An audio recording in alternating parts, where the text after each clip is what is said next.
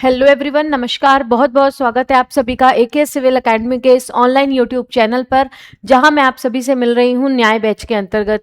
दोस्तों, न्याय बैच में आपको एकेएस सिविल एकेडमी के द्वारा कंप्लीट एमपीपीएससी प्रीलिम्स 2027 की तैयारी फ्री ऑफ कॉस्ट कराई जा रही है और ये तैयारी आपको उस मार्ग तक लेकर के जाएगी जहां आप पूरी तरीके से अपना मेंस पढ़कर, मेंस लिखकर, इंटरव्यू के तहत अपने गंतव्य को पार कर पाएंगे। क्लियर है? तो एमपीपीएससी के प्रीलिम्स के लिए जो हमेशा हर एक स्टूडेंट के लिए हर्डल होता है, हमने कई बार लोगों से सुना होता है कि यार बस प्री निकल जाए, मेंस तो हो जाएगा।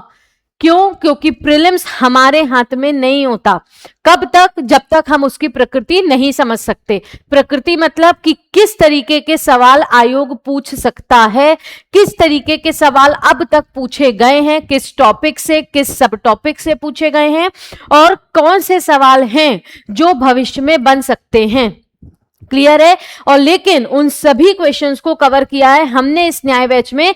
यहां पर हम आपको इस बार इस बैच के तहत क्वेश्चन आंसर फॉर्मेट पे हाईएस्ट क्वालिटी प्रश्नों के साथ पूरे प्रीलिम्स की तैयारी करवा रहे हैं। साथ ही साथ आपको एकेएस सिविल एकेडमी का ऐप इंस्टॉल करना है प्ले स्टोर से आपके मेंस की तैयारी के लिए, क्योंकि प्री क्वालिफाई करना मतलब एग्जाम क्वालिफाई करना नहीं होता, ये आपको ध्यान रखना है। एग्जाम क्वालिफाई करने के लिए मेंस में अपने आप को मजबूत करने की आवश्यकता है और वो मजबूती तब आएगी जब आंसर राइटिंग में आप अपनी कमांड हासिल कर पाओगे। और आंसर राइटिंग में यदि कमांड हासिल करना है तो आपको एकेएस सिविल एकेडमी का ऐप इंस्टॉल करके इन्फिनिटी प्लस बैच को क्या करना है, लॉग इन करना है, जहां पर आपको एक बार पूरा मेंस बाइलिंगुअल फॉर्मेट पर यानी हिंदी और अंग्रेजी दोनों ही भाषाओं पर पेपर 1 से पेपर 6 तक सब कुछ पढ़ाया जाएगा। फिर आपको दोबारा मेंस पढ़ाया जाएगा लाइव क्लासेस में क्वेश्चन आंसर फॉर्मेट पर, जहां पेपर 1 से पेपर 6 तक एक एक टॉपिक, सब टॉपिक, यूनिट्स को कवर करके क्वेश्चन आंसर्स प्रिपेयर किए गए हैं और जो आपसे निरंतर एग्जाम में पूछे जा रहे हैं। अब कई लोग ऐसा भी कहते हैं कि क्वेश्चन आंसर फॉर्मेट पे मेंस पढ़ाया तो क्या ही पढ़ाया। क्लियर? क्योंकि अगर नहीं आया तो दोस्तों आप यकीन मानिए, आप जाकर एकेएस सिविल एकेडमी का टेलीग्राम चैनल आप ज्वाइन करिए, वहां पर आपको समझ में आएगा कि क्या है खासियत इस इन्फिनिटी प्लस बैच की। और क्वेश्चन आंसर फॉर्मेट पे मेंस पढ़ने की हम सभी रट लेते हैं, चीजें याद कर लेते हैं, समझ लेते हैं, लेकिन लिखना कैसे है, जब बात लिखने की आती है तो अच्छे अच्छे धुरंधर अपने आप को पीछे कर लेते हैं। हमने कई सारे क्वेश्चंस जो सीधे तौर पर आपको बताए हैं कि ये इतने मार्क्स में आता है, ये इतने में, एग्जैक्ट उतने मार्क्स में एग्जैक्ट सेम क्वेश्चंस छपकर आपके मेंस में आए हैं। अभी जो 2025 में चल रहा था मेंस, उसमें अब देखते हैं 2026 में और कितने क्वेश्चंस आते हैं। क्लियर? इस बैच की वैलिडिटी 2 साल की है। इस बैच के अंतर्गत ही आपको, न्याय बैच के अंतर्गत हम जितने भी प्रश्नों को सॉल्व करेंगे उनकी पीडीएफ अपलोडेड मिल जाएगी, जिसके लिए आपको कोई भी अतिरिक्त शुल्क देने की आवश्यकता नहीं है। फिर भी यदि आपको बैच से संबंधित कोई डाउट है, आप हमारे मेंटोर को यहां बने व्हाट्सएप पर क्लिक करके उनसे डायरेक्ट कनेक्ट कर सकते हो अपनी तैयारी से संबंधित चर्चा करने के लिए। क्लियर? और इस बैच के बारे में जानने के लिए आगे मैंने अभी बोला आपको टेलीग्राम चैनल ज्वाइन करना है, जिससे ना केवल आप करंट अफेयर से अपडेटेड रहोगे बल्कि आपको वैलिडिटी पता चलेगी एकेएस सिविल एकेडमी के कोर्स की और यहां के टीचर्स की दूरदर्शी नजरों की। क्लियर? आइए शुरू करते हैं हम अपनी आज की क्लास को। जी, तो हमारा पहला क्वेश्चन है, आज हमें देखिए प्रीवियस 2 लेक्चर्स में हमने मध्य प्रदेश की ज्योग्राफी स्टार्ट की थी। क्लियर है? और मध्य प्रदेश की ज्योग्राफी में हमने मध्य प्रदेश का जो सामान्य परिचय है, जो जनरल इंट्रोडक्शन है, वो हमने कंप्लीट कर लिया था। आज हमें स्टार्ट करना है मध्य प्रदेश में भौगोलिक विभाजन या मध्य प्रदेश का भौतिक विभाजन, जियोग्राफिकल या फिजियोग्राफिक डिविजन्स ऑफ मध्य प्रदेश। मध्य प्रदेश को कितने भू आकृतिक प्रदेशों पर बांटा गया है। ठीक, देखिए पहला क्वेश्चन है, वर्तमान मध्य प्रदेश को, हमारा पहला क्वेश्चन है, वर्तमान मध्य प्रदेश राज्य को कितने भौतिक प्रदेशों में विभाजित किया गया है? How many physical reasons is the present day Madhya Pradesh state divided into. तो मध्य प्रदेश को ध्यान रखना है 7 फिजियोग्राफिक डिविजन्स में विभाजित किया गया है। मध्य प्रदेश को 7 फिजियोग्राफिक डिविजन्स में दोस्तों विभाजित किया गया है। अगर मैप से समझने का प्रयत्न करें तो यहां पर हम एक छोटा सा मैप ड्रॉ करते हैं और हम यहां पर एक छोटा सा मैप ड्रॉ करते हैं और हम यहां पर समझते हैं मध्य प्रदेश के फिजियोग्राफिक डिविजन्स कौन कौन से हैं। देखिए, सबसे पहले अगर मैं आपसे बात करूं, सबसे पहले अगर बात की जाए तो हमारा है मध्य प्रदेश का सबसे बड़ा फिजियोग्राफिक डिवीजन, जिसे हम मालवा का पठार कहते हैं। मालवा पठार, मालवा पठार, ठीक है, मालवा का पठार। उसके बाद फिर नेक्स्ट है हमारा, ये एक हमारी नर्मदा नदी है जो ईस्ट से वेस्ट जाती है, तो एक है नर्मदा सोन घाटी, नर्मदा सोन घाटी, नर्मदा सोन घाटी। क्लियर है, ये आपको ध्यान रखना है। ये है हमारा सतपुड़ा, सतपुड़ा मैकाल श्रेणी, सतपुड़ा मैकाल श्रेणी। कितने फिजियोग्राफिक डिविजन्स हो गए हमारे? 3 हो गए। आगे है, यहां पर है मध्य भारत का पठार, मध्य भारत का पठार। अगर हम इसको इस तरीके से डिवाइड करेंगे तो ये है हमारा बुंदेलखंड पठार, बुंदेलखंड पठार, बुंदेलखंड पठार। क्लियर। फिर उसके बाद हम देखेंगे तो यहां पर है हमारा रीवा पन्ना पठार और ये है हमारा बघेलखंड पठार, बघेलखंड पठार। 1 2 3 4 5 6 कितने हुए? 6 7 फिजियोग्राफिक डिविजन्स हुए, जिसमें मालवा का पठार मध्य प्रदेश का, मालवा का पठार मध्य प्रदेश का सबसे बड़ा क्या है? फिजियोग्राफिक डिवीजन है, जिसका एरिया है 28.62% of total area of Madhya प्रदेश। यानी मध्य प्रदेश का एरिया अगर 100% है तो 28.62% है मालवा पठार का एरिया। बात करें सतपुड़ा मैकाल रेंज की तो मध्य प्रदेश के कुल एरिया का 11% है। बघेलखंड पठार मध्य प्रदेश का सबसे छोटा पठार है, मध्य प्रदेश के कुल क्षेत्रफल का 7%। बात करें नर्मदा सोन घाटी की तो मध्य प्रदेश का दूसरा सबसे बड़ा फिजियोग्राफिक डिवीजन, जिसका एरिया है 26%। नर्मदा सोन घाटी वाला क्षेत्र इसमें आता है। रीवा पन्ना पठार की बात करें तो 10.37%, 10.37% of total area of Madhya प्रदेश। आगे बात करें बुंदेलखंड पठार की तो 7.7% of total area of Madhya प्रदेश, और बात करें मध्य भारत के पठार की तो 10.68% of total area of Madhya Pradesh. Clear है। ये है मध्य प्रदेश के 7 फिजियोग्राफिक डिवीजन जो अपनी अपनी अलग अलग ज्योग्राफिकल कैरेक्टरिस्टिक्स के लिए जाने जाते हैं। अपने तापमान, अपनी वर्षा, अपनी मृदा, अपनी प्रमुख फसलें, अपनी सर्वाधिक ऊंची चोटियां, अपने खनिज, अपनी ऊर्जा, इन सभी के लिए। अब हम एक एक करके सभी पठारों से संबंधित महत्वपूर्ण क्वेश्चंस लगाना शुरू करते हैं। ठीक है, देखिए 7 फिजिकल रीजन्स ऑफ मध्य प्रदेश, मध्य भारत यानी central Indian plateau, Bundelkhand, Satpura, Baghelkhand, Narmada घाटी, रीवा पन्ना और मालवा पठार। क्लियर। आगे, इनमें से कौन सा मध्य उच्च प्रदेश के अंतर्गत शामिल नहीं है? तो मध्य प्रदेश के ये जो 7 फिजियोग्राफिक डिवीजन्स हैं, इन्हें 3 मेजर डिवीजन्स में बांटा गया, जिसमें एक है प्लेट्यू ऑफ सेंट्रल हाईलैंड यानी मध्य का उच्च प्रदेश, जिसके अंतर्गत 5 प्लेट्यूज आते हैं। एक अलग है हमारा 6वें नंबर का बघेलखंड या 7वां बघेलखंड, और 6वां हमारा है सतपुड़ा। क्लियर है। और ये जो 5 हैं यानी कि मध्य का उच्च प्रदेश जो है उसके अंतर्गत है एक हमारा मालवा का पठार, एक है मध्य भारत का पठार, एक है बुंदेलखंड, फिर है रीवा पन्ना और देन है हमारा नर्मदा सोन घाटी। तो मध्य प्रदेश में कितने पठार ऐसे हैं जो मध्य उच्च प्रदेश के अंतर्गत आते हैं? तो आप उत्तर देंगे 5 ऐसे पठार हैं जो प्लेट्यू ऑफ सेंट्रल हाईलैंड्स के अंतर्गत आते हैं, जिसमें पहला है प्लेट्यू ऑफ सेंट्रल इंडिया, फिर है हमारा बुंदेलखंड प्लेट्यू, फिर उसके बाद है रीवा पन्ना प्लेट्यू, देन है हमारा नर्मदा सोन वैली और मालवा प्लेट्यू। यानी कौन से 2 पठार इसमें शामिल नहीं है? एक बघेलखंड का पठार और एक सतपुड़ा मैकाल श्रेणी। क्लियर है? आइए समझते हैं इस क्वेश्चन को।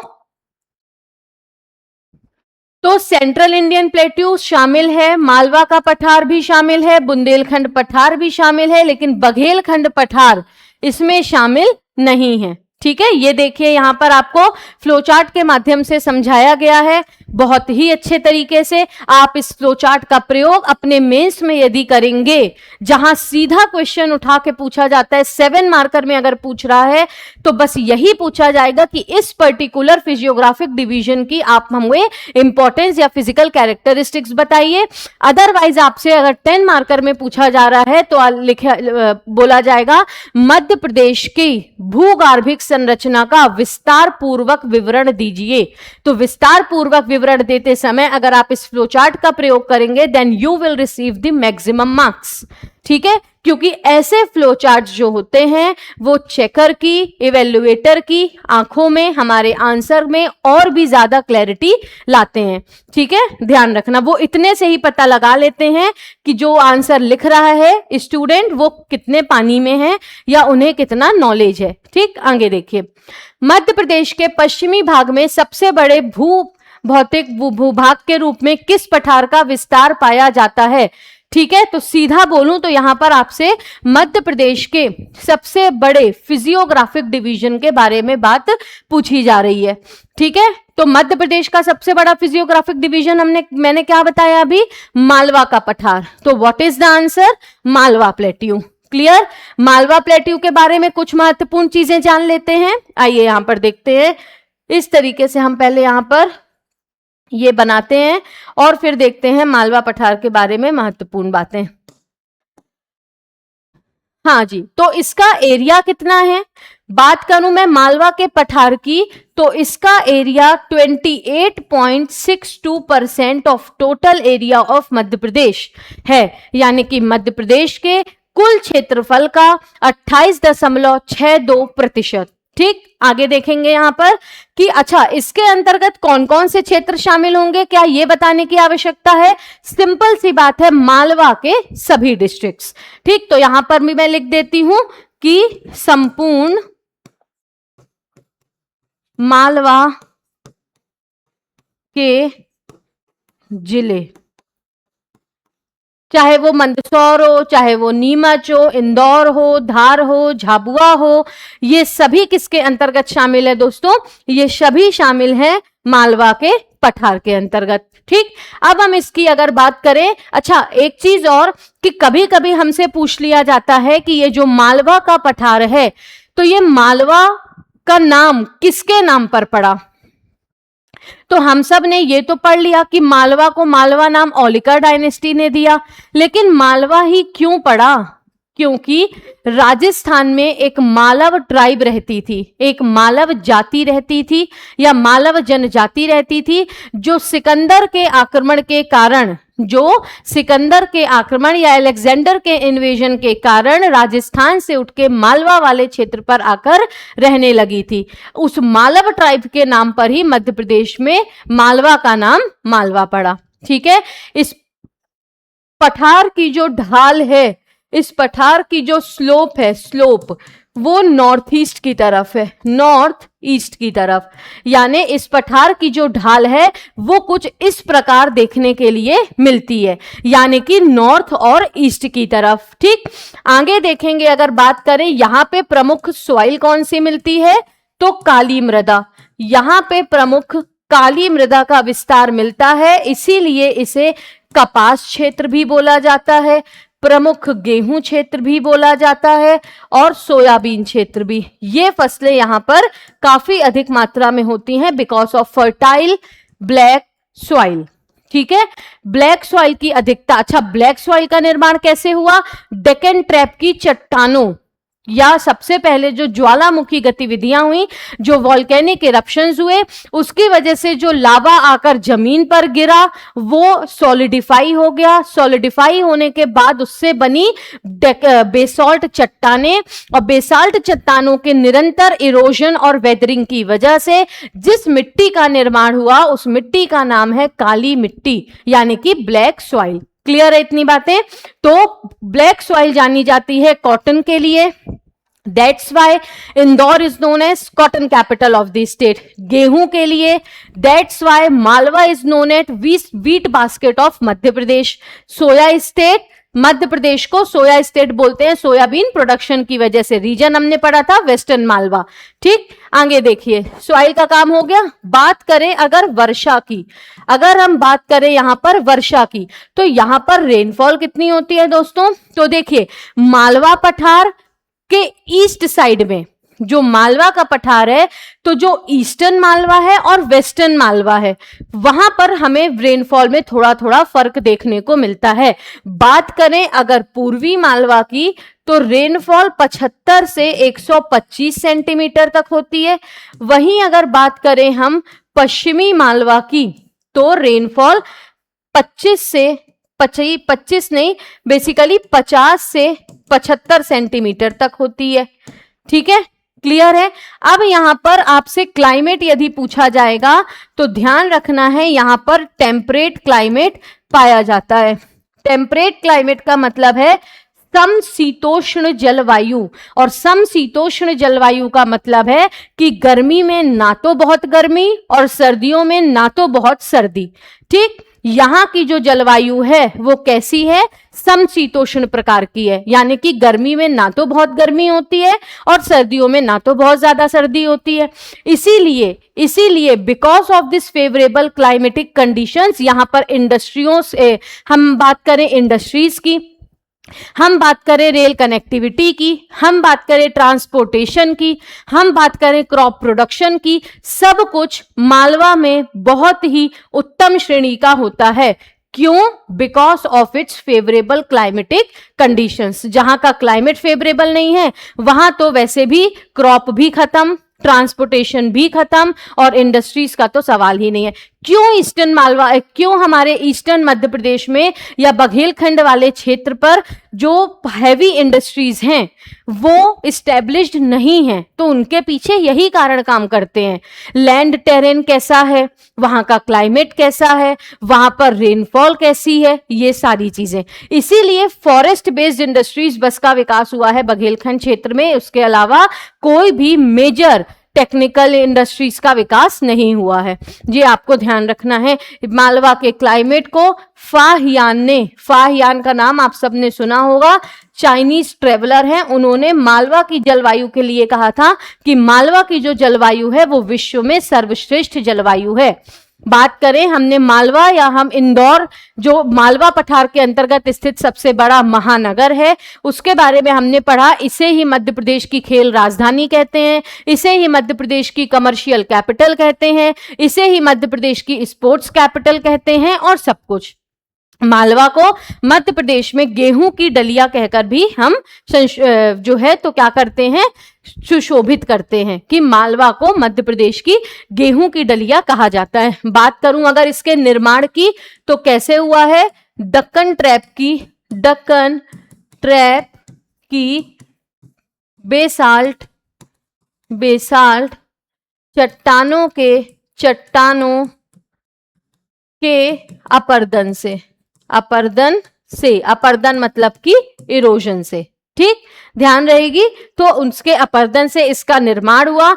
अब बात करूं मैं यहाँ के हाईएस्ट पीक मतलब कि सर्वाधिक ऊंची चोटी। अच्छा, अगर मैं बात करूं यहाँ पर रिवर्स की दोस्तों, तो रिवर्स में यहाँ की प्रमुख नदियां हैं नित्यवाही चंबल नदी, उज्जैन स्थित है शिप्रा नदी के तट पर। इंदौर की बात करें तो स्थित है खान नदी पर इंदौर, तो चंबल, शिप्रा, खान। बात करूं काली सिंध नदी भी, ठीक है, काली सिंध रिवर भी, ठीक है। तो काली सिंध रिवर जो बागली देवास से निकलती है, एटसेट्रा। ये सब मालवा पठार की प्रमुख क्या है, रिवर्स हैं। ठीक, अब इसकी हाईएस्ट पीक की अगर मैं आपसे बात करूं तो जो हाईएस्ट पीक है वो कौन सी है, सिगार, सिगार की चोटी। क्लियर है, सिगार। फिर उसके बाद है जाना पाओ, जाना पाओ जहां से चंबल निकलती है, और फिर है धजरी। फिर कौन सी है दोस्तों, धजरी। तो सिगार चोटी मालवा के पठार की सर्वाधिक ऊंची चोटी है। हाइट लिखना हो तो लिख लीजिए 881 मीटर। जाना पाओ की हाइट है 854 मीटर और धजरी की हाइट है 810 मीटर। आप तो मात्र सिगार की चोटी की जो ऊंचाई है वो याद कर लो तो भी काफी है। देखिए आपको ना भारत के कुछ जो प्रमुख चोटियां हैं उसका भी जो याद है या उसके बारे में भी, उनकी ऊंचाइयों के बारे में भी आपको पता होना चाहिए, क्योंकि दोस्तों ये छोटी छोटी चीजें प्री में तो काम आती ही हैं, साथ ही साथ ये मेंस में बहुत ज्यादा काम आती हैं। आप दोदा बेटा की ऊंचाई, कलसू बाई की ऊंचाई जो महाराष्ट्र की ऊंची पीक है नॉर्दर्न सह्याद्रीज की। उसके बाद फिर मैं अगर आपसे बात करूं तो जो मुल्यांगिरी। अच्छा आप एक चीज और सोचिए, इस बार आपने अगर 2025 का ज्योग्राफी का पेपर देखा हो तो आपसे सीधा 2 नंबर में एक क्वेश्चन पूछा गया था कि कर्नाटक के पठार की 2 सबसे ऊंची चोटियों के बारे या 2 सबसे ऊंची चोटियों के नाम लिखिए। तो ये तो हर कोई लिख देता है कि पहली है मुल्यांगिरी और दूसरी है कुद्रेमुख, लेकिन कितना अच्छा होगा यदि हम साथ ही साथ उसकी ऊंचाई भी लिख दे तो, कि भाई मुल्यांगिरी की ऊंचाई 1932 मीटर्स है और जो हमारा बेसिकली कुद्रेमुख है उसकी जो ऊंचाई है वो 1897 मीटर है। तो ये हमारे आंसर्स को और ज्यादा बेहतर बनाते हैं, हमें 2 में से 2 अंक दिलाने में मदद करते हैं। क्लियर। मालवा का पठार लगभग हर साल आपसे 7 नंबर में पूछा जाता है। मैंने 2 मेंस लिखे हैं और दोनों ही मेंस में मुझे 7 नंबर में बस एक ही क्वेश्चन दिखा है, describe the physiographic conditions of Malwa plateau, और उसमें यदि आप इतना लिख देते हो तो 7 में से 6 नंबर आपके कहीं नहीं गए। ठीक है, चलिए तो हमारा ये मालवा का पठार क्लियर है आप सभी को। तो पश्चिमी भाग में सबसे बड़ा भौतिक भाग कौन सा है, मालवा का पठार। क्लियर। आगे देखिए, मध्य प्रदेश की प्राकृतिक सीमा के संदर्भ में कौन सा युग्म सत्य है, देखते हैं। मध्य प्रदेश की, चलो हम यहां पर छोटा सा एक मैप बनाते हैं। मैप बनाने की आदत हमें होनी चाहिए जो हमें क्या करेंगी, चीजें याद करने में मदद करेंगी। जिस दिन आपको मैप याद हो गया उस दिन आधी सी ज्योग्राफी आपके हाथ में होगी, और नहीं हुआ तो फिर रटते बैठे रहना, ज्योग्राफी लोगों को याद नहीं होती। आज भी मैं ऐसे लोगों को जानती हूं जो लगातार 4 साल से एमपी ज्योग्राफी के पीछे पागल है, लेकिन उनको फैक्ट्स याद नहीं होते। क्यों? क्योंकि कभी उनने मैप को समझने की कोशिश ही नहीं की। ठीक, अब मैं आपसे बोल रही हूं यहां पर कि यहां पर आपको कुछ रिवर्स दी हुई हैं और पूछा जाता है कि इनमें से कौन सा युग्म सत्य है। बात करूं अगर मैं चंबल की तो ये चंबल नदी है। बात करूं अगर मैं यहां पर ताप्ती की तो ये है ताप्ती नदी। फिर उसके बाद अगर यहां पर आपसे बात की जाए पूर्वी सीमा मैकाल रेंज, ठीक है। तो देखिए आपसे ना अक्सर क्वेश्चन में पूछा जाता है कि मध्य प्रदेश की उत्तरी सीमा कौन सी नदी निर्धारित करती है, आप बोलेंगे चंबल रिवर, क्योंकि इसके बाद लग जाता है यूपी। ठीक है, उत्तर प्रदेश। तो उत्तरी सीमा कौन निर्धारित कर रही है, हमारी चंबल नदी। वहीं बात करें मध्य प्रदेश की दक्षिणी सीमा, तो ताप्ती से दक्षिण में कोई नदी आपको दिखती है नहीं, तो मध्य प्रदेश की दक्षिणी सीमा निर्धारित करती है ताप्ती नदी। क्लियर है। तो ये दोनों काम हो गए। तो चंबल नॉर्दर्न सही है, ताप्ती साउदर्न सही है। मैकाल पर्वत मध्य प्रदेश की पूर्वी सीमा बनाता है, बिल्कुल सही बात है। ये जो मैकाल पर्वत है ये मध्य प्रदेश की पूर्वी सीमा बनाता है, क्योंकि ये इसका विस्तार मध्य प्रदेश से लेके छत्तीसगढ़ तक है। ठीक, तो ध्यान रखना है उपरोक्त सभी ऑप्शंस जो हैं वो सही हैं आपके। आगे देखिए,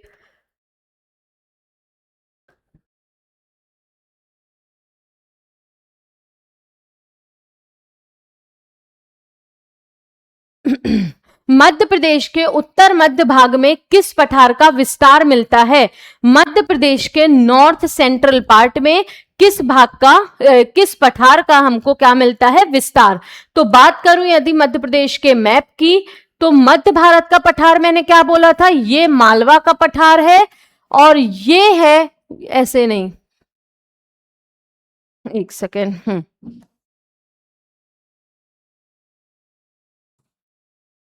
ये मालवा का पठार है और ये जो हमारा पूरा है ये है मध्य भारत का पठार, क्योंकि यहां पे आ जाता है फिर बुंदेलखंड का पठार। तो मालवा के पठार के उत्तर पश्चिम में जो पठार स्थित है उसका नाम है मध्य भारत का पठार। It is situated in the north west of Malwa plateau. पहला फैक्ट हो गया।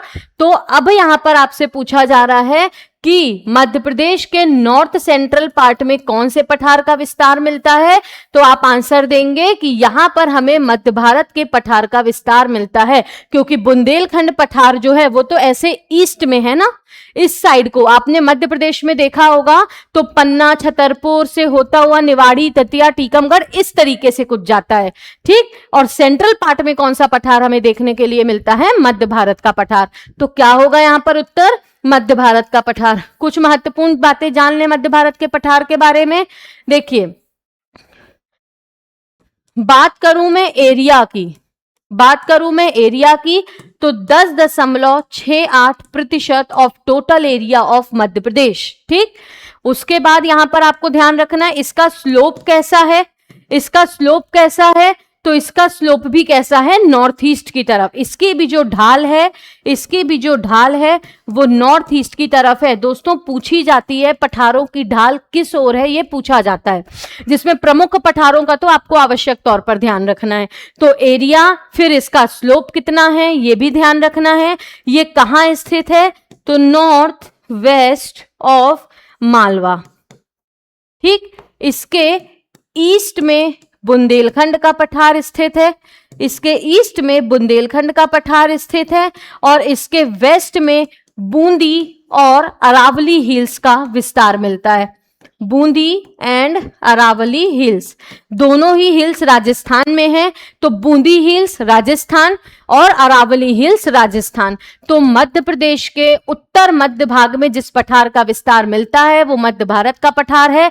ये मालवा प्लेट्यू के नॉर्थ वेस्ट में स्थित है और इसके ईस्ट में है बुंदेलखंड। यानी इस पठार के, आप जब, मैंने क्या बोला, मैप, आप जब इस पठार को ऑब्जर्व करेंगे तो आप देखेंगे कि इसके ईस्ट में क्या है दोस्तों, बुंदेलखंड का पठार, और इसके वेस्ट में क्या है, बूंदी और अरावली हिल्स। मध्य प्रदेश की पश्चिमी सीमा अरावली पहाड़ बनाते हैं, तो अरावली जो हैं वो इसकी क्या है, वेस्ट में, मतलब इसके वेस्ट में स्थित है। बूंदी और अरावली हिल्स दोनों ही राजस्थान में है। इतनी बात आप सभी को समझ में आई। बात करें अगर यहां पर हम रेनफॉल की, तो यहां पर मध्य प्रदेश में सबसे कम वर्षा होती है। सबसे कम वर्षा वाला स्थान जिसे गोहद, जो भिंड में स्थित है, वो इसी पठार के अंतर्गत आता है। तो मध्य प्रदेश में सर्वाधिक कम वर्षा किस पठार में होती है, मध्य भारत के पठार में। ध्यान रहेगा, गोहद भिंड जहां पर मात्र 55% वर्षा होती है वो इसी पठार में स्थित है। रेनफॉल में आप यहां पर लिख सकते हो 50 से 75 सेंटीमीटर, 50 से 75 सेंटीमीटर, ठीक। आगे अगर देखेंगे कि यहां का क्लाइमेट कैसा है, तो यहां का जो क्लाइमेट है वो कैसा है, तो आपको ध्यान रखना है यहां पर हमें कॉन्टिनेंटल टाइप ऑफ क्लाइमेट देखने के लिए मिलता है। कैसी, यहां पर हमको विषम जलवायु जिसे इंग्लिश में हम कॉन्टिनेंटल टाइप क्लाइमेट बोलते हैं, वो हमें यहां पर देखने को मिलती है। विषम जलवायु का मतलब सम मतलब एक जैसी, और विषम मतलब एक्सट्रीम क्लाइमेटिक कंडीशंस, गर्मी में बहुत गर्मी और ठंड में बहुत ही, मतलब दांत गलाने वाली ठंड जो बोलते हैं वैसी, ठीक। तो गर्मी में अत्यधिक गर्मी और सर्दियों में अत्यधिक सर्दी यहां पर पड़ती है, इसीलिए यहाँ की जलवायु विषम है, ठीक, एक्सट्रीम क्लाइमेट की वजह से। तो ध्यान रहेंगी इतनी चीजें। उसके बाद अगर हम यहाँ पर वनों की बात करें, तो वनों की तो सिंपल सी बात है, जहां पर वर्षा कम होगी एनुअली, वहां पर क्या एवरग्रीन फॉरेस्ट होंगे? बिल्कुल भी संभव नहीं है। क्या डेसिडियस फॉरेस्ट होंगे या सेमी डेसिडियस फॉरेस्ट होंगे? बिल्कुल नहीं, क्योंकि वहां पर होंगे शुष्क पर्णपाती one, tropical dry deciduous forest. Tropical dry deciduous forest, शुष्क पर्णपाती वन यानी कि कटीले वृक्ष। ठीक है, मैं आपसे इजी तौर पर बोलूं तो कटीले वृक्ष यहां पर होंगे। हर्रा हो गया, बबूल हो गया, पलाश हो गया, ऐसे जो वृक्ष हैं वो यहां पर होते हैं। ठीक, उसके बाद मध्य भारत के पठार को मध्य प्रदेश में सरसों की हांडी के रूप में हम जानते हैं। Mustard bowl of Madhya Pradesh के रूप में हम जानते हैं। क्यों जानते हैं? Because of mustard production. Because of mustard production, यहां पर ऑयल सीड का प्रोडक्शन अच्छा होता है। ऑयल सीड का जो प्रोडक्शन है वो यहां पर गुड होता है। क्यों होता है? क्योंकि ऑयल सीड जो मेजर ऑयल सीड्स क्रॉप है, ठीक है, जो मेजर ऑयल सीड्स हैं हमारे, जैसे मस्टर्ड हो गया, इसके अलावा हम बात करें तो सोयाबीन हो गया, ग्राउंड नट हो गया, तो यहाँ पर ऑयल सीड्स का प्रोडक्शन अच्छा होता है। तिलहनों का जो फसल है वो अच्छी होती है। और जिसमें अगर बात करें तो मस्टर्ड, मुरैना भिंड की मस्टर्ड को ओडीओपी प्राप्त है, ये ध्यान रखना है। ठीक है, तो मस्टर्ड की जो फसल है वो बहुत ज्यादा मात्रा में होती है, जिसे इसी वजह से हम इसे सरसों की हांडी भी बोलते हैं। मध्य प्रदेश का सबसे बड़ा mustard processing centre cooperative sector में, सहकारिता सेक्टर में कहां पर स्थित है? मुरैना में। वहीं अगर बात करें तो रिसर्च सेंटर भी कहां पर बन रहा है? ग्वालियर में प्रस्तावित है। ठीक है, यह भी आपको ध्यान रखना है। आगे अगर बात करेंगे तो इस पठार की अगर मैं सर्वाधिक ऊंची चोटियों की बात करूं, इस पठार की, चलिए इससे पहले हम मिट्टी की बात कर लेते हैं। तो यहां पर हमको मिलती है एक तो कछारी मृदा यानी कि लेटराइट सॉइल, और एक हमें मिलती है एलुवियल सॉइल। देखिए, कछारी सॉइल हाई टेम्परेचर और हैवी रेनफॉल की वजह से, और एलुवियल सॉइल चंबल नदी की वजह से। श्योपुर, मुरैना, भिंड में चाहे चंबल नदी रेवाएं, हर साल लगभग 5000 हेक्टेयर एरिया चंबल नदी के अवनालिका कटाव की वजह से, गली इरोजन की वजह से बंजर भूमि में कन्वर्ट हो जाता है। लेकिन उसके बावजूद यहां फर्टाइल एलुवियल सॉइल पाई जाती है चंबल रिवर के ड्रेनेज की वजह से। ठीक, तो एलुवियल सॉइल अगर आपको लिखना हो तो आप ये पॉइंट भी इंक्लूड कर सकते हैं, श्योपुर, मुरैना और भिंड। गली इरोजन या maximum gully erosion by Chambal river, by Chambal river. ठीक, श्योपुर, मुरैना और भिंड में गली इरोजन होता है चंबल नदी के द्वारा। मैक्सिमम, तो आपसे एग्जाम में क्वेश्चन पूछा जाएगा कि मध्य प्रदेश में मैक्सिमम गली इरोजन या मध्य प्रदेश में सर्वाधिक अवनालिका कटाव से या मध्य प्रदेश में सर्वाधिक इरोजन से अफेक्टेड जिले कौन से हैं? 3 नाम अपने जहन में बसा लेना, श्योपुर, मुरैना और भिंड। यहां पर चंबल नदी सर्वाधिक अवनालिका कटाव करती है। ठीक, आगे देखिए, इस पठार की सर्वाधिक ऊंची चोटियों की बात करें, इस पठार की हाईएस्ट पीक्स की अगर मैं आपसे बात करूं तो सर्वाधिक ऊंची चोटी है टोंगरा पीक। टोंगरा पीक जो कहां स्थित है? श्योपुर में। श्योपुर, वही श्योपुर जहां पे सहारिया ट्राइब का म्यूजियम स्थित है, जहां पर सहारिया जनजाति का म्यूजियम स्थित है। ठीक, तो श्योपुर में स्थित है क्या? सर्वाधिक ऊंची चोटी मध्य भारत के पठार की, नाम है टोंगरा चोटी। अगर इसकी हाइट आपको लिखना हो तो 430 मीटर, इसकी ऊंचाई कितनी है? 430 मीटर। क्लियर है आप सभी को? तो मध्य भारत का पठार क्लियर है आप सभी को? सारे महत्वपूर्ण कैरेक्टरिस्टिक्स के साथ यहां पर मध्य भारत का पठार हमारा कंप्लीट हुआ। क्लियर? आगे देखेंगे नेक्स्ट क्वेश्चन।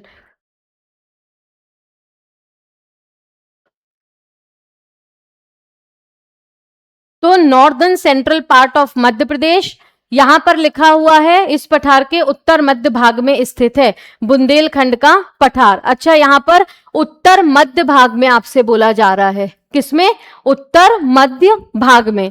ठीक है, तो उत्तर मध्य भाग में स्थित है बुंदेलखंड का पठार। और हमने यहाँ पर मालवा के पठार के नॉर्थ वेस्ट के चक्कर में क्या देख लिया कि बुंदेलखंड का पठार स्थित है। क्लियर है? तो सॉरी, यहाँ पर हमने क्या देख लिया कि नॉर्थ सेंट्रल पार्ट में हमारे चंबल उसका जो हमारा नॉर्थ बेसिकली कौन सा? मध्य भारत का पठार जो है वो स्थित है। ठीक है, जबकि स्थित है कौन सा? बुंदेलखंड का। लेकिन आपको इस टाइप के क्वेश्चंस देखिए कंफ्यूज कर सकते हैं। ठीक है, आपको इस प्रकार के जो क्वेश्चंस हैं वो कंफ्यूज कर सकते हैं कि नॉर्थ से, क्योंकि अगर हम बात करें तो बुंदेलखंड जो है वो बेसिकली ईस्ट में स्थित है। बुंदेलखंड जब हमें दिखता है तो ईस्ट में वो स्थित दिखता है। ठीक है, तो आपको ध्यान रखना है नॉर्थ सेंट्रल अगर पूछा जा रहा है तो वो बुंदेलखंड का पठार है। क्लियर? ध्यान रहेंगी आप सभी को ये बातें। मैं अभी इस क्वेश्चन को आपको कल की क्लास में और भी कंफर्म कर दूंगी। चलिए, फिर भी कोई बात नहीं है, हमने यहां पर कम से कम सेंट्रल इंडियन प्लेट्यू के सारे महत्वपूर्ण तथ्यों के बारे में पढ़ लिया, सारे महत्वपूर्ण तथ्य। तो ध्यान रखना है कि नॉर्थ वेस्टर्न पार्ट में सेंट्रल इंडियन प्लेट्यू है और नॉर्थ सेंट्रल पार्ट में बुंदेलखंड का पठार है। अब क्लियर है, अब एकदम क्लैरिटी है। देखिए यहां पर एक कंफ्यूजन हो गया है, वो मालवा पठार के नॉर्थ वेस्ट में बताते हुए क्या कि यहां पर आपको ध्यान रखना है मध्य प्रदेश के नॉर्थ वेस्टर्न पार्ट में जो हमें जिस पठार का विस्तार मिलता है वो कौन सा है? मध्य भारत का पठार। और मध्य प्रदेश में हमें जो नॉर्थ सेंट्रल और नॉर्थ ईस्टर्न दोनों में आपको याद रखना है जिसका विस्तार मिलता है वो है बुंदेलखंड का पठार। अब क्लियर है? तो हमने मध्य भारत का पठार तो पढ़ ही लिया, अब हम साथ ही साथ बुंदेलखंड का भी पठार देख लेते हैं। ठीक है, तो बुंदेलखंड का पठार देखेंगे। यहां पर बुंदेलखंड का पठार मध्य प्रदेश के उत्तर मध्य भाग में स्थित है। एरिया हमने इसका पहले पढ़ा था 7.7%। यहां पर भी देखिए जो क्लाइमेट है वो यहां पर भी कैसा मिलता है? क्लाइमेट हमको यहां पर भी मिलता है दोस्तों, ग्रीष्म ऋतु में अधिक गर्म तथा शीत ऋतु में अत्यधिक ठंड, यानी कि continental type of climate. Climate हमें यहां पर भी कैसा मिलता है? कॉन्टिनेंटल टाइप ऑफ क्लाइमेट हमें यहां पर देखने के लिए मिलता है। Clear? Continental type of climate ध्यान रखना है। बात करें अगर रेनफॉल की, तो अगर हम यहां पर रेनफॉल की बात करें तो यहां पर 50 से 75 सेंटीमीटर रेनफॉल होती है। 50 से 75 सेंटीमीटर। यहां पर भी रेनफॉल ज्यादा नहीं होती, इसीलिए हम मध्य प्रदेश के बुंदेलखंड को सूखाग्रस्त क्षेत्र बोलते हैं। ठीक है, क्यों यहां पर ज्यादा वर्षा नहीं होती है ये हम तब पढ़ेंगे जब हम मध्य प्रदेश की जलवायु और मध्य प्रदेश में वर्षा का वितरण पढ़ रहे होंगे। क्लियर है? तो यहां पर रेनफॉल 50 से 75% तक होती है। अब इसमें कौन से जिले आएंगे? तो बुंदेलखंड में स्थित सभी जिले, सागर, दमोह, टीकमगढ़, पन्ना, दतिया, निवाड़ी, ये सभी जिले इस पठार के अंतर्गत आएंगे। आगे आपको ध्यान रखना है ये जो पठार है ये प्लेट्यू ऑफ सेंट्रल इंडिया के कहां पर स्थित है? नॉर्थ ईस्ट में स्थित है, यानी कि प्लेट्यू ऑफ सेंट्रल इंडिया के पूर्व में स्थित है। ध्यान रहेगी बात आप सभी को, प्लेट्यू ऑफ सेंट्रल इंडिया के पूर्व में स्थित है यह पठार। यहां पर भी कॉन्टिनेंटल टाइप ऑफ क्लाइमेट हमें देखने के लिए मिलता है। उसके बाद इसका जो निर्माण हुआ है तो वो हुआ है ग्रेनाइट रॉक्स से, ग्रेनाइट रॉक्स। क्लियर है? यहां पर नीच चट्टानें पाई जाती हैं, नीच चट्टानें। तो आपको एक बात और ध्यान रखना है, बुंदेलखंड पठार के बारे में अक्सर एक क्वेश्चन पूछा जाता है कि मध्य प्रदेश में सबसे पुरानी नीच या सर्वाधिक नीच चट्टानें कहां पाई जाती हैं, या आर्कियन एरा की जो ग्रेनाइट चट्टानें हैं वो मध्य प्रदेश में सर्वाधिक कहां मिलती हैं? तो ध्यान रखना है वो मिलती हैं बुंदेलखंड के पठार में।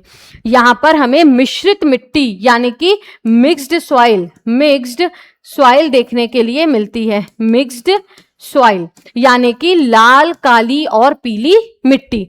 यहां पर काली मिट्टी की वजह से वीट का भी प्रोडक्शन होता है, साथ ही साथ यहां पर ऑयल सीड्स का भी प्रोडक्शन अच्छा होता है।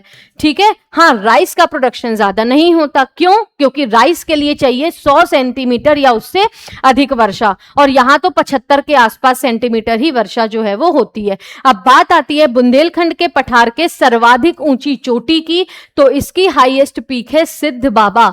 इसकी हाईएस्ट पीक है दोस्तों सिद्ध बाबा, इसकी ऊंचाई है 1172 मीटर्स और ये स्थित है दतिया में, ये स्थित है दतिया में। ठीक है, तो यहां पर अभी हमसे पढ़ते हुए एक मिस्टेक हो गई थी।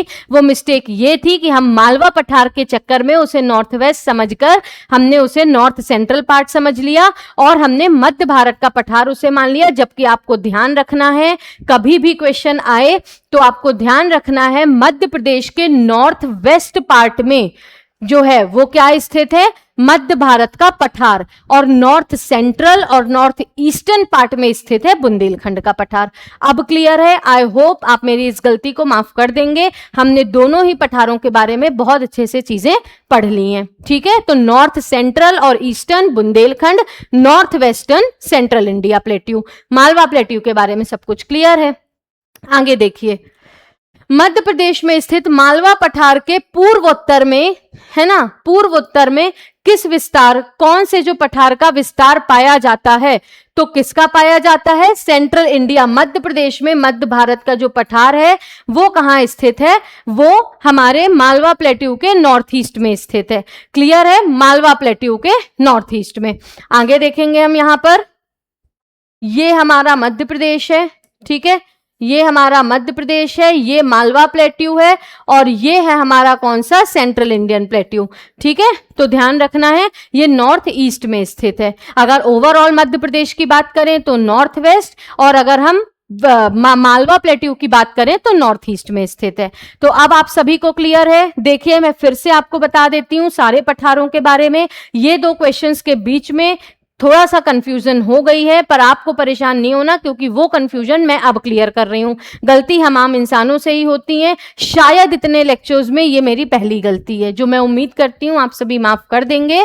देखिए, मध्य प्रदेश की अगर हम बात करें तो सबसे बड़ा पठार है मालवा का पठार, जो मध्य प्रदेश के वेस्टर्न पार्ट में स्थित है। ठीक, उसके बाद फिर मध्य प्रदेश के सबसे साउदर्न जो पठार है वो सतपुड़ा मैकाल रेंज है। उससे ऊपर स्थित है नर्मदा सोन वैली। नर्मदा सोन वैली के ईस्ट में स्थित है बघेलखंड। बघेलखंड के ऊपर स्थित है रीवा पन्ना पठार। इतनी चीजें क्लियर? अब थोड़ा सा कंफ्यूजन होती है मध्य प्रदेश में मध्य भारत के पठार के बारे में, और होती है मध्य प्रदेश में बुंदेलखंड के पठार के बारे में। तो अब कंफ्यूजन नहीं होना, जितना कंफ्यूजन था वो इन 10 मिनट में हो गया, पर हमने कम से कम दोनों पठारों के बारे में उसके फिजिकल कैरेक्टरिस्टिक्स तो पढ़ लिए। चलिए, प्रीलिम मेंस तो हमारा तैयार। चलिए, प्रीलिम्स के लिए क्या है कि आपसे यदि पूछा जाए कि मालवा के, सबसे पहले तो आपसे पूछा जाए मध्य प्रदेश का कौन सा पठार है जो मध्य प्रदेश के नॉर्थ सेंट्रल या नॉर्थ ईस्टर्न भाग में है? बुंदेलखंड का पठार। आपसे पूछा जाए मध्य प्रदेश के नॉर्थ वेस्टर्न पठार, नॉर्थ वेस्टर्न क्षेत्र में किस पठार का हमें विस्तार देखने को मिलता है, तो आप बताएंगे यहां पर हमें सेंट्रल इंडियन प्लेट्यू का विभाजन जो है, या सेंट्रल इंडियन प्लेट्यू जो है वो देखने के लिए मिलता है। और मालवा के पठार के पूर्वोत्तर में कौन सा पठार है? तो मध्य भारत का पठार। वहीं मालवा के पठार के दक्षिण में कौन सा है? तो नर्मदा सोन घाटी है। ईस्ट में रीवा पन्ना और बघेलखंड है। पूर्वोत्तर में सेंट्रल इंडिया प्लेट्यू है। तो मध्य प्रदेश के north central Bundelkhand, north western central India, Malwa के north eastern central India plateau. ठीक, आगे देखेंगे मध्य भारत के पठार के बारे में विस्तार से आप इसको इसमें क्या करना है? विचार करना है। तो अब हमने मध्य प्रदेश में मध्य भारत के पठार के बारे में इतना पढ़ लिया कि अब हम इसका वो देख सकते हैं। पठार की मुख्य नदी सोन है। तो क्या इस पठार की मुख्य नदी सोन है? अभी तो हमने पढ़ा कि इस पठार की मुख्य नदी चंबल है। ठीक, आगे कछारी और जलोढ़ मृदा की अधिकता है। क्या हमने यही पढ़ा? मिट्टी, कछारी और एलुवियल। बिल्कुल सही बात है। गलतियां हैं, गलतियों से सीखने को मिलता है और डीप क्लैरिटी होती है टॉपिक्स की, लेकिन आगे वो चीजें लॉन्ग टर्म में फायदा देती हैं। बेहतर है हम अपनी गलतियों को तुरंत सुधार लें, जैसा कि आज मैंने किया। ठीक, उसके बाद फिर आपको नेक्स्ट देखना है यहां पर, हाँ अगला है फिर है, तो ये भी हमारा, अच्छा ये पॉइंट सही है। सरसों उत्पादन के कारण सरसों की हांडी, जी बिल्कुल हमने यही लिखा है। विषम जलवायु, एग्जैक्ट सेम चीजें हमने लिखी हैं, लेकिन प्रमुख नदी सोन नहीं है। प्रमुख नदी कौन सी है दोस्तों? चंबल। तो आंसर क्या होगा? 2, 3 और 4। ठीक है, देखिए लिखा है the main river is river Chambal. Clear? आगे देखेंगे, मध्य प्रदेश के किस भौतिक प्रदेश को विंध्यन कगार कहा जाता है?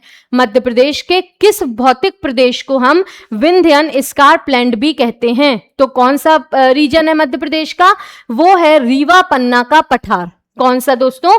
रीवा पन्ना के पठार को हम विंध्यन कगार रेंज भी बोलते हैं। क्लियर है? मध्य प्रदेश के कुल क्षेत्रफल का 10.37% है कौन सा? रीवा पन्ना का पठार।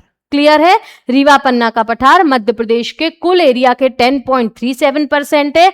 यहां बहने वाली प्रमुख नदियों की अगर मैं बात करूं तो कौन सी हैं? टोन, सोन, टोन और सोनार रिवर। उर्मिल रिवर भी आप बोल सकते हो। ठीक है, प्रमुख कौन सी हैं? प्रमुख कौन सी हैं?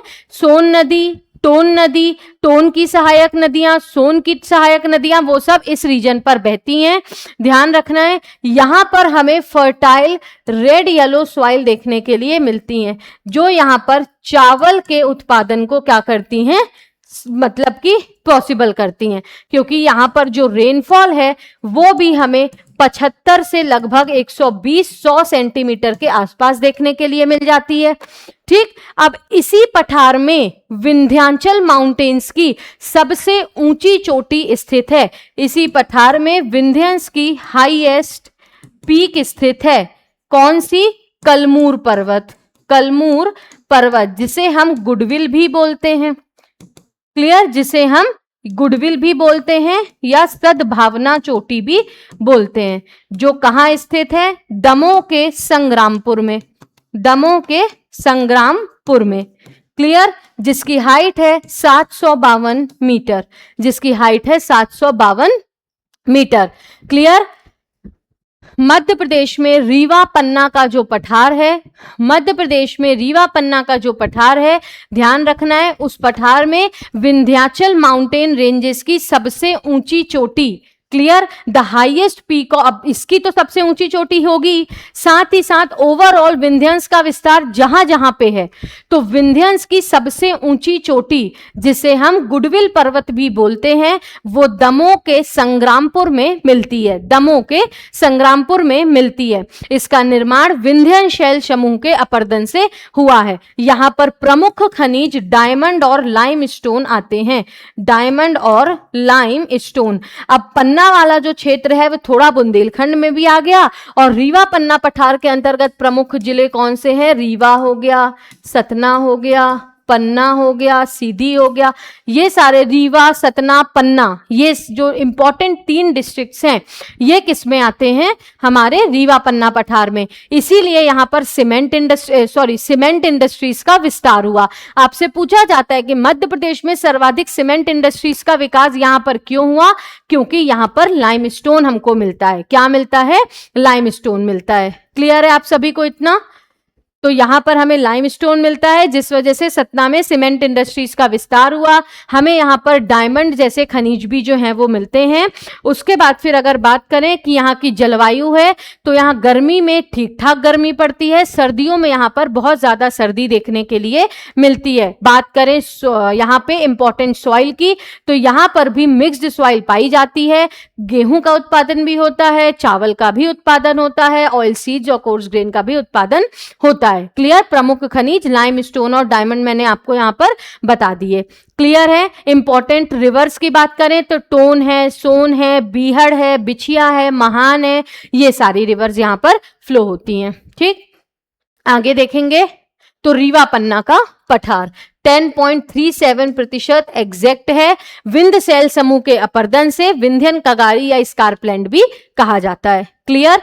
आगे देखेंगे, मध्य प्रदेश में कृषि अर्थव्यवस्था की रीढ़ की हड्डी किसे कहा जाता है? Which physiographic division in Madhya Pradesh is known as backbone of agricultural economy in Madhya Pradesh? Is known as backbone of agricultural economy in Madhya Pradesh. ठीक है, तो ध्यान रखना है, इसका आंसर क्या होगा? नर्मदा सोन घाटी, नर्मदा सोन वैली। क्लियर? तो इसका आंसर क्या होगा दोस्तों? नर्मदा सोन घाटी। अब नर्मदा सोन घाटी कहां स्थित है? तो नर्मदा सोन घाटी, नर्मदा सोन वैली, ये कहां पर स्थित है? तो ये स्थित है मालवा और रीवा पन्ना पठार के दक्षिण में तथा सतपुड़ा के उत्तर में। वो कंफ्यूजन से अब हमें ये तो क्लियर बहुत अच्छे से हो गया कि कौन सा कहाँ स्थित है।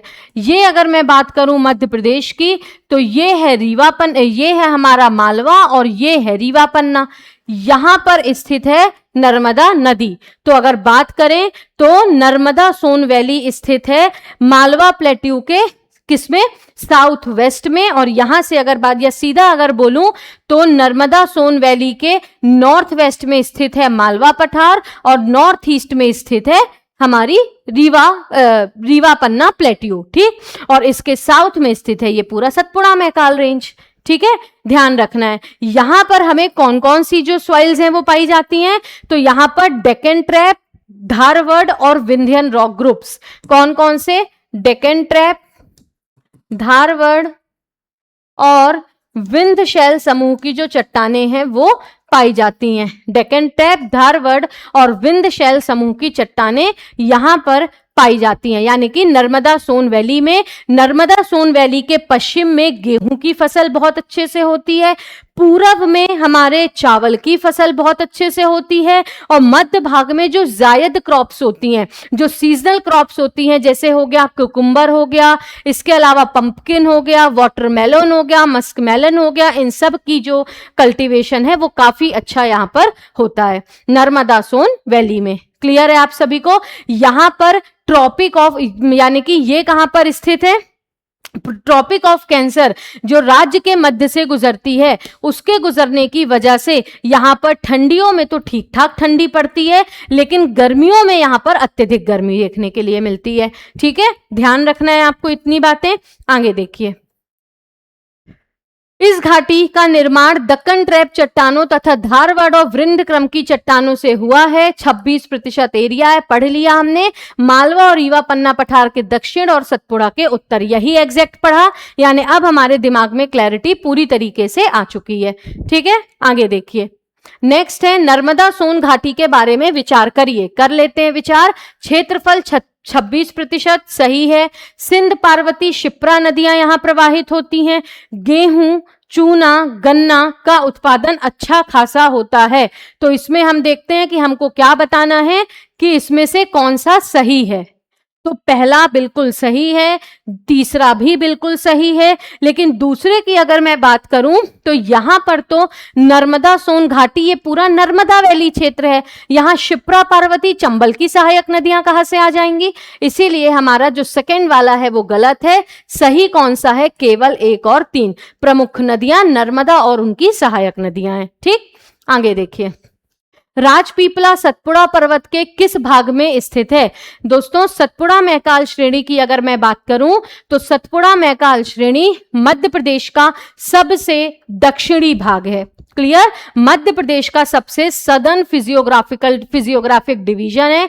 ध्यान रखना है, ये मध्य प्रदेश के कुल क्षेत्रफल का 11% है, यानी कि लगभग 34,000 किलोमीटर।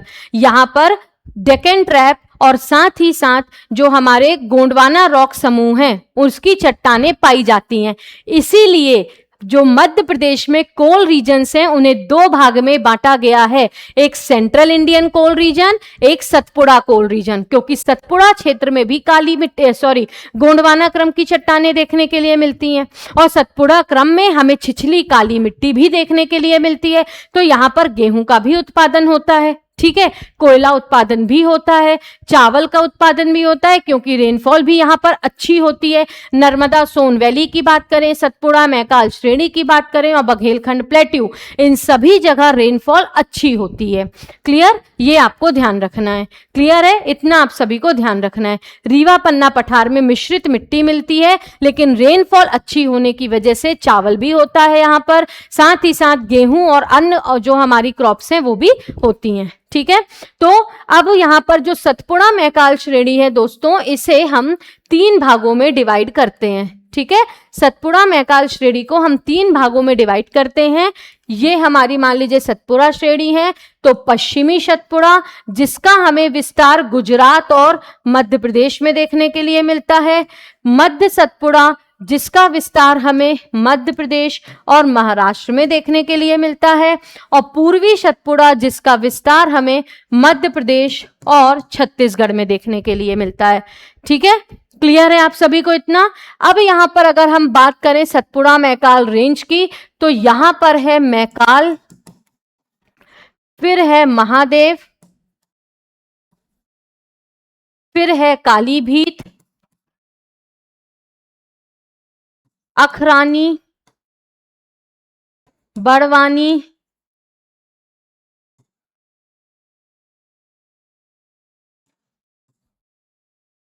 मैकाल, महादेव, कालीभीत, फिर है बीजागढ़, फिर है असीरगढ़, फिर है अखरानी, बड़वानी और राजपीपला। ठीक, अब देखिए आपसे कभी ईस्ट टू वेस्ट, अगर सतपुड़ा मैकाल रेंज में ईस्ट टू वेस्ट अगर आपको बोला जा रहा है कि आप सतपुड़ा मैकाल रेंज की ईस्ट से वेस्ट आप यहां पर इसके अंतर्गत स्थित पहाड़ियों का वर्णन करें, तो सबसे ईस्ट में है मैकाल, फिर महादेव, फिर Kalibhit, then Bijagarh, Asirgarh, Akhrani, Barwani, east to west. वहीं अगर वेस्ट टू ईस्ट बोले तो राजपीपला, बड़वानी, अखरानी, असीरगढ़, बीजागढ़, कालीभीत, महादेव, मैकाल। इसीलिए तो हमने कहा कि मैकाल मध्य प्रदेश की पूर्वी सीमा निर्धारित करता है। ठीक है, तो मैकाल में आपको ध्यान रखना है, मैकाल का सर्वाधिक विस्तार तो छत्तीसगढ़ में भी है, लेकिन इसका विस्तार मध्य प्रदेश में है। बात करें मध्य प्रदेश में तो मैकाल की सबसे ऊंची चोटी है अमरकंटक, लेकिन अगर ओवरऑल बात करें मैकाल की सबसे ऊंची चोटी तो वो स्थित है छत्तीसगढ़ के बस्तर में, नाम है बदरगढ़ चोटी। मैकाल से ये क्रिश्चियन शेप्ड अर्धचंद्राकार माउंटेन है जहां से नर्मदा, सोन, जोहिला जैसी नदियां निकलती हैं। ठीक, उसके बाद फिर आपसे इसी महादेव में स्थित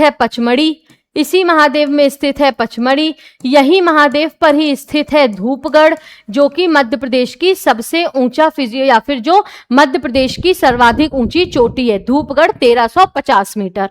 आगे देखेंगे, आपसे पूछा जा रहा है कि राजपीपला मध्य प्रदेश में सतपुड़ा के किस भाग में है, तो क्या ये आपको ईस्ट में दिख रहा है? नहीं, ये हमें वेस्ट में दिख रहा है, तो राजपीपला वेस्टर्न पार्ट है, इसका विस्तार गुजरात और मध्य प्रदेश में देखने को मिलता है, ये ध्यान रखना है। क्लियर। और राजपीपला की जो सर्वाधिक ऊंची चोटी है वो बड़वानी में स्थित है, जिसका नाम है चूलगिरी की पहाड़ी। कहां स्थित है दोस्तों? बड़वानी में। कई बार ऐसा भी क्वेश्चन पूछा जाता है कि सतपुड़ा मैकाल रेंज के किस भाग में, या आपसे तो सीधा मध्य प्रदेश के किस भाग में हमें चूलगिरी की पहाड़ी मिलती है, तो यहां पे लाई करता है बड़वानी। जब आप मैप देखेंगे तो आप उत्तर देंगे दक्षिण पश्चिमी भाग में। ठीक है, क्लियर है। राजपीपला की सबसे ऊंची चोटी बड़वानी में स्थित चूलगिरी, महादेव की सबसे ऊंची चोटी धूपगढ़, और मैकाल की सबसे ऊंची चोटी मध्य प्रदेश में अमरकंटक है, और ओवरऑल बदरगढ़ है। क्लियर। आगे देखिए, ये देखिए वेस्टर्न, सेंट्रल और ईस्टर्न मैकाल रेंजेस। आगे देखेंगे, सतपुड़ा पठार के बारे में आपको विचार करना है। यह नर्मदा घाटी के दक्षिण में समानांतर स्थित है, तो बिल्कुल सही है, साउथ में ही स्थित है। कुल क्षेत्रफल का 15% नहीं, क्योंकि ये 11% है। इस क्षेत्र में दूधी, तवा, देनवा नदियां प्रवाहित होती हैं, बिल्कुल। इस पठार में छिछली, काली और लेटराइट मिट्टी की अधिकता है।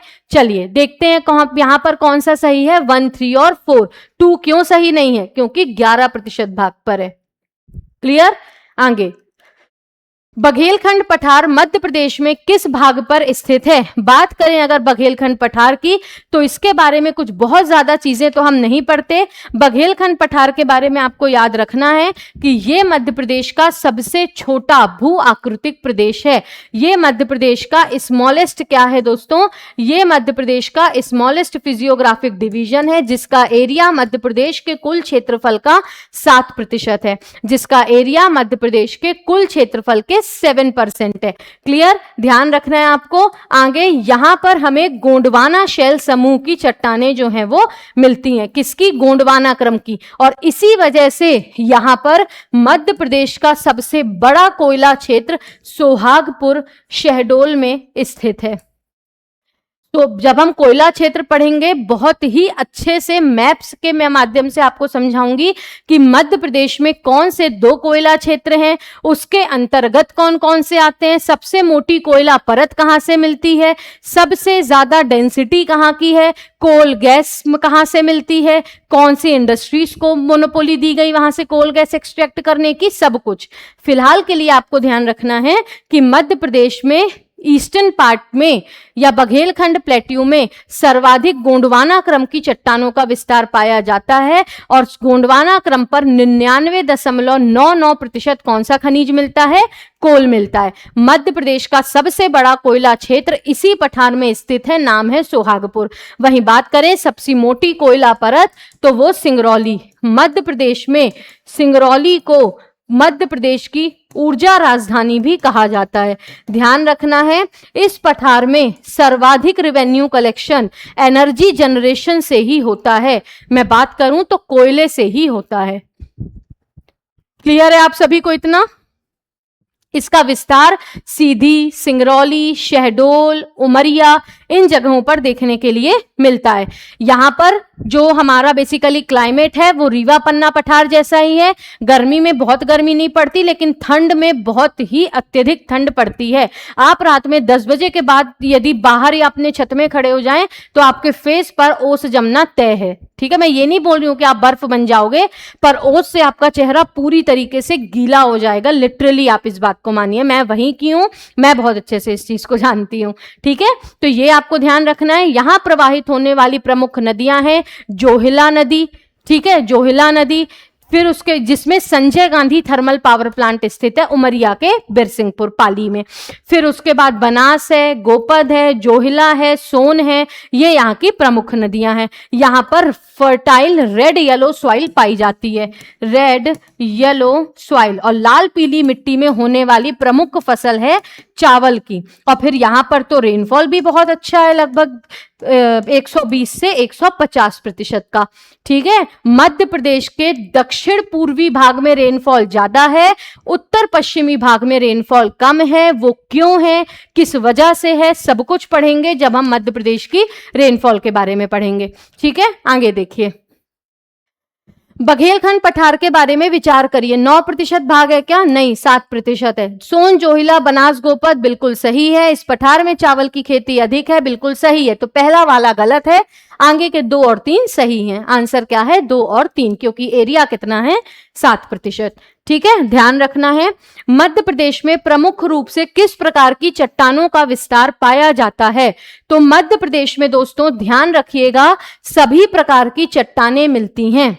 Archaean, Dharwar, Cuddapah, Vindhyan, Gondwana, Deccan trap, tertiary चट्टानें। ठीक है, बहुत ही कम कम चीजें जितनी हमारे प्रीलिम्स के लिए आवश्यक हैं वो हम समझते हैं इन चट्टानों के बारे में। ठीक है, देखिए सबसे पहले आर्कियन चट्टानें, इनका निर्माण कैसे हुआ? तो इनका निर्माण हुआ इग्नियस रॉक्स के। इग्नियस रॉक्स कैसे बनी? इग्नियस रॉक्स को हम प्राइमरी रॉक्स बोलते हैं। ठीक, तो इग्नियस जो चट्टानें हैं, सबसे पहले ज्वालामुखी गतिविधियां हुई, उसकी वजह से जो लावा निकलकर, देखो लावा और मैग्मा 2 चीजें होती हैं, एक होता है लावा, एक होता है मैग्मा। तो जब वॉल्केनिक एक्टिविटीज के दौरान जो मटेरियल ज्वालामुखी के अंदर से निकलकर धरती के सतह पर आकर जमता है उसे हम लावा बोलते हैं, और जो अंदर ही रह जाता है उसको हम मैग्मा बोलते हैं। क्लियर है? आप सभी को ध्यान रखना है। तो ज्वालामुखी गतिविधियों की वजह से जो लावा बाहर आकर के सॉलिडिफाई हो गया और बाद में प्राइमरी रॉक्स में कन्वर्ट हो गया, चट्टानों में, वो मतलब रॉक्स तो प्राइमरी रॉक्स कहलाई। अब उन रॉक्स के निरंतर अपरदन और वेदरिंग की, निरंतर वेदरिंग और इरोजन की वजह से जिन चट्टानों का निर्माण हुआ वो है आर्कियन चट्टानें, यानी कि सबसे प्रारंभिक चट्टानें। और मध्य प्रदेश में इनका विस्तार सर्वाधिक कहां देखने के लिए मिलता है? बुंदेलखंड में। मध्य प्रदेश में इसका विस्तार कहां देखने के लिए मिलता है दोस्तों? बुंदेलखंड में। क्लियर है? उसके बाद यहां पर फॉसिल्स नहीं होते, यहां पर फॉसिल जो हैं वो नहीं मिलते, ये भी आपको ध्यान रखना है। मेटेलिक और नॉन मेटेलिक दोनों ही प्रकार के मिनरल हमें यहां पर थोड़े बहुत क्वांटिटी में देखने के लिए मिलते हैं। अब इग्नियस रॉक्स के वेदरिंग और इरोजन की वजह से बनी कौन सी चट्टानें? आर्कियन। आर्कियन चट्टानों की वेदरिंग और इरोजन की वजह से, आर्कियन चट्टानों की वेदरिंग और इरोजन की वजह से जिन चट्टानों का निर्माण हुआ वो है धारवड़ चट्टानें। इनका जो निर्माण है या इनका जो नाम है वो कर्नाटक के धारवाड़ गांव के नाम पर रखा गया था। यहां पर प्रमुख मेटेलिक मिनरल्स मिलते हैं, जैसे कि कौन से दोस्तों? कॉपर और मैग्नीज। मध्य प्रदेश को कॉपर, मतलब मध्य प्रदेश के बालाघाट को हम मध्य प्रदेश की कॉपर सिटी और मैग्नीज सिटी दोनों बोलते हैं। ठीक है, ध्यान रखना है आप सभी को। उसके बाद धारवड़ चट्टानों के बाद आपको यहां पे भी हमें फॉसिल्स नहीं मिलते। क्यों? क्योंकि अधिकतर जो चट्टानें हैं वो बहुत ज्यादा हीट और टेम्परेचर की वजह से मेटामॉर्फिक रॉक्स में कन्वर्ट हो जाती हैं। ठीक, कडप्पा चट्टानें, आंध्र प्रदेश के कडप्पा गांव के नाम पर इसका नामकरण हुआ, इसका नाम रखा गया। यहां पर हमें डायमंड मिलता है। ठीक है, यहां पर हमें क्या मिलता है दोस्तों? डायमंड मिलता है। किसमें? कडप्पा ग्रुप ऑफ रॉक्स में। तो कडप्पा की चट्टानों में हमें क्या मिलता है? Basically diamond. ठीक है, आगे देखेंगे विंध्यन चट्टानें, इसमें भी फॉसिल्स नहीं मिलते, बहुत ज्यादा गर्मी की वजह से ये चट्टानें मेटामॉर्फिक रॉक्स में कन्वर्ट हो जाती हैं। आगे बात करें विंध्यन ग्रुप ऑफ रॉक्स, तो विंध्यन चट्टानों में थोड़े बहुत फॉसिल्स मिलना शुरू हो जाते हैं, क्योंकि इसमें अत्यधिक गर्मी की वजह से जो रॉक्स है वो मेटामॉर्फिक में तो कन्वर्ट होती हैं, लेकिन कुछ सेडिमेंट्री रॉक्स के फॉर्म पर भी रह जाती हैं। विंध्यन क्रम की चट्टानों में हमें क्या मिलता है? सीमेंट इंडस्ट्रीज भी मिलती हैं, क्योंकि लाइमस्टोन मिलता है विंध्यन कागार प्रदेश में। हमें यहाँ पर क्या मिलता है? तो लाइमस्टोन भी मिलता है, थोड़ा बहुत कोल भी मिलता है। आगे है गोंडवाना चट्टानें, बिल्कुल फुल्ली कोल रीजन है ये। इसका इन सभी का निर्माण एक दूसरे के अपरदन से होता गया है, इन सभी का निर्माण एक दूसरे के अपरदन से होता गया है। ठीक, तो गोंडवाना क्रम की चट्टानों में कोल, डेक्कन ट्रैप चट्टानें, इनके बारे में तो हमने पढ़ाई है कि तो इनके बारे में हमने क्या पढ़ा है कि जो डेक्कन ट्रैप की चट्टानें हैं उनके अपरदन की वजह से बेसाल्ट चट्टानों का निर्माण हुआ, जिनके अपरदन की वजह से काली मिट्टी का निर्माण हुआ। ठीक, तो ये पश्चिमी मध्य प्रदेश में मिलती है, जहां गेहूं, सोयाबीन आदि की खेती अच्छी होती है। और फिर है मध्य प्रदेश की सबसे नवीन चट्टानें जो हैं टर्शियरी, जो रिवर के डिपोजिशन की वजह से बनी है। ठीक, ये आपको ध्यान रखना है, यहाँ इनसे प्लेन्स का निर्माण हुआ है। ठीक है, ध्यान रखना है आप सभी को। तो आर्कियन, धारवड़, कडप्पा, विंध्यन, गोंडवाना, डेक्कन ट्रैप और टर्शियरी चट्टानें, ये मध्य प्रदेश में मिलने वाली प्रमुख चट्टानें हैं। आगे देखेंगे बुंदेलखंड नीश किन चट्टानों में? अभी मैंने बताया आर्कियन चट्टानों में। ये देखिए बुंदेलखंड आर्कियन चट्टानें। आगे आपको ध्यान रखना है मध्य प्रदेश में धारवड़ क्रम की चट्टानों के रूप में चिल्पी क्रम से किस खनिज की प्राप्ति होती है? देखिए, बात करूं मैं आपसे धारवड़ क्रम की चट्टानों की, तो ये 3 सब ग्रुप्स में डिवाइडेड हैं। एक है चिल्पी, एक है हमारा यहां पर चिल्पी, फिर है सांकोली और फिर है सौंसर। तो सौंसर तो हम सभी को पता है छिंदवाड़ा पादुर्णा वाले रीजन पर, साकोली मिलती है जबलपुर में, साकोली सीरीज, और चिल्पी सीरीज मिलती है कहां पर? बालाघाट में। तो क्या मिलता है यहां पर? मैग्नीज मिलता है। क्या मिलता है दोस्तों? मैग्नीज। अगर यहां पर कॉपर भी होता तो कॉपर और मैग्नीज दोनों मिलता है। ठीक है, आगे देखेंगे। मध्य प्रदेश के पन्ना जिले में हीरे की जो चट्टानें हैं, हीरे की जो प्राप्ति है वो किस प्रकार की चट्टानों से होती हैं? ना धारवट से, ना आर्कियन से, गोंडवाना में तो कोयला होता है। अभी मैंने बताया कडप्पा क्रम की चट्टानों से हीरे की प्राप्ति होती है। क्लियर? आगे कडप्पा चट्टानों के बारे में विचार करना है। नामकरण आंध्र प्रदेश के कडप्पा जिला, बिल्कुल सही है। इसका निर्माण धारवट चट्टानों के अपरदन से हुआ, ये भी सही है। इन चट्टानों में हीरा पाया जाता है, ये भी सही है। तो ऑल द एबव लिखा हुआ है, ऑल द एबव। ये सारे फीचर्स कडप्पा चट्टानों के बारे में हमने पहले ही डिस्कस कर लिए थे। आगे देखेंगे, मध्य प्रदेश में विंध्यन क्रम की चट्टानों का सर्वाधिक विस्तार नर्मदा सोन घाटी के किस भाग में मिलता है? तो नीचे नर्मदा, ऊपर विंध्यंस, तो नदन पार्ट में लिखना है, नदन पार्ट। बहुत अच्छे से क्लियर हो गया, यानी कि वो एक डाउट ने, है ना, आप तो समझ लो जानबूझ के मैडम ने उस डाउट में डाला, क्योंकि उस एक डाउट की वजह से पूरा मध्य प्रदेश का जो मैप है वो हमें क्लियर हो गया है। ठीक है, आगे देखेंगे, मध्य प्रदेश में कोयला किन चट्टानों में? तो गोंडवाना क्रम की चट्टानों में मिलता है, क्योंकि कडप्पा में हीरे मिलते हैं, आर्कियन बुंदेलखंड नीच, धारवड़ में कॉपर मैग्नीज। ठीक, आगे देखेंगे, काली मिट्टी का निर्माण किन चट्टानों के अपरदन से? ज्वालामुखी गतिविधियां हुई, डेक्कन ट्रैप का निर्माण हुआ, बेसाल्ट चट्टानों का निर्माण हुआ, निरंतर अपरदन की वजह से काली मिट्टी बनी जिसमें गेहूं होता है, जिसकी हम सब रोटी बनाकर खाते हैं। आगे निम्नलिखित दो कथन दिए गए हैं, एक को अभिकथन तथा दूसरे को कारण कहा गया है। दिए गए कूट का सही चयन करें। मध्य प्रदेश में सीमेंट उद्योगों का विकास विंध्याचल क्षेत्र में सतना, रीवा, कटनी में हुआ है। Cement industries have developed more extensively in the Vindhyanchal. Large deposits of limestone are found in the Vindhyan rocks. बिल्कुल यहाँ पर क्या है? सही, यहाँ पर आपको क्या दिया हुआ है आंसर? तो क्या यह गलत है? जी नहीं, ये गलत नहीं है, क्योंकि आंसर क्या होगा हमारा यहाँ पर? ए और आर दोनों सही हैं और आर ए की सही व्याख्या है, क्योंकि अभी हमने ये चीज पढ़ी है क्या कि कडप्पा रॉक ग्रुप्स में सबसे ज्यादा हमको क्या मिलता है? हमें यहाँ पर डायमंड मिलता है। और बात करें विंध्यन शैल समूह की, तो यहाँ पर हमको थोड़ा बहुत डायमंड और लाइमस्टोन भी मिलता है। हम जब विंध्यन कगार प्रदेश या रीवा पन्ना पठार पढ़ रहे थे तब मैंने बताया था इसके अंतर्गत सतना वाला रीजन आता है, रीवा, सतना, पन्ना। और लाइमस्टोन की वजह से यहाँ पर सीमेंट इंडस्ट्रीज का जो निर्माण है वो ज्यादा हुआ, तो बिल्कुल सही है। अब जहां पर लाइमस्टोन मिल रहा है वहां मैं फार्मास्यूटिकल इंडस्ट्री तो स्टैब्लिश करूंगी नहीं, जहां पर लाइमस्टोन, सैंडस्टोन मिल रहा है वहां पर सीमेंट इंडस्ट्रीज का निर्माण होगा, और वो हुआ विंध्यन रीजन्स पर, जहां पर क्या मिलते हैं? लाइमस्टोन मिलता है, खनिज। क्लियर है? आज का लास्ट क्वेश्चन है, क्षेत्रफल की दृष्टि से मध्य प्रदेश का सबसे छोटा पठार कौन सा है? तो बात करें सेंट्रल इंडियन प्लेट्यू की तो 10.68%, बघेलखंड के पठार की तो 7%, बुंदेलखंड के पठार की बात करें तो 7.7%, और रीवा पन्ना की बात करें तो 10.37%। देख लीजिएगा, जो सबसे छोटा लगे वो आपका आंसर है। तो सीधी सी बात है, बघेलखंड का पठार मध्य प्रदेश का सबसे छोटा भू आकृतिक प्रदेश है। सिंगरौली, रीवा, सीधी, शहडोल इसके प्रमुख क्या हैं? जिले हैं। और इस पठार में सर्वाधिक जो राजस्व कलेक्शन है, सर्वाधिक जो रेवेन्यू कलेक्शन है वो किससे होता है दोस्तों? तो इस पठार में सर्वाधिक रेवेन्यू कलेक्शन होता है एनर्जी से, कोयले से। ये आपको ध्यान रखना है। तो इतना, आई होप आप सभी को आज के ये 25 क्वेश्चंस क्लियर होंगे।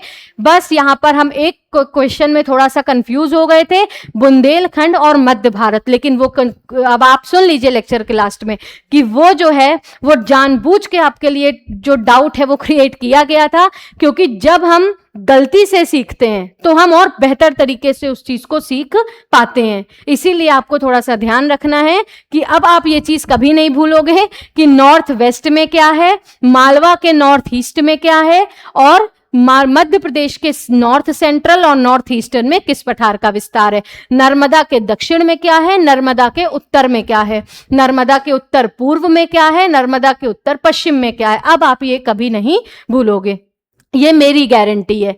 ठीक है, तो आप सभी को इन पठारों के बारे में सारी महत्वपूर्ण बातें लेक्चर पॉज करके नोट कर करके ध्यान रखनी है, लिख लेना है। और यदि आपको लगता है कि वो एक क्वेश्चन जो है उसमें आपने मैडम ने गलती कर दी, आप पढ़े लिखे नहीं हो, तो आप मुझे क्षमा करें। क्लियर? तो बस मैं यही कह सकती हूँ, निरंतर पढ़ते रहिए, कोशिश करेंगे जो गलतियां आज तक नहीं हुई वो आगे भी ना हो। क्लियर है? गलतियों से जब हम सीखते हैं तो ज्यादा मजबूत तैयारी हमारी होती है। आप सभी ने बॉर्नवीटा का ऐड जरूर देखा होगा। आज के लिए आप सभी का बहुत बहुत धन्यवाद दोस्तों।